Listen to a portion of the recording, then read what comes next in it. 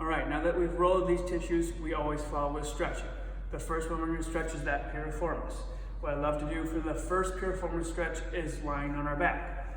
So, kind of the same as when we're rolling, we're going to lie on our back. We're going to put that right ankle, if we're stretching the right piriformis, on the left knee. Okay, from here, I'm going to pull my right knee towards my left shoulder. Right?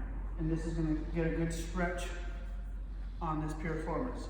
If you're getting a little bit of a pinch due to either an impingement or some tight psoas tissues, I would say start with the iliopsoas stretch first, okay, and then come to the piriformis stretch. As this gets easy, what we can do to make a more aggressive stretch is pull this other knee up and let this leg slide across.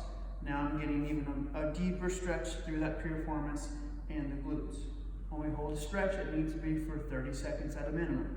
Research has shown us that 30 seconds is that minimum time, that minimum tissue under tension to get a permanent stretch.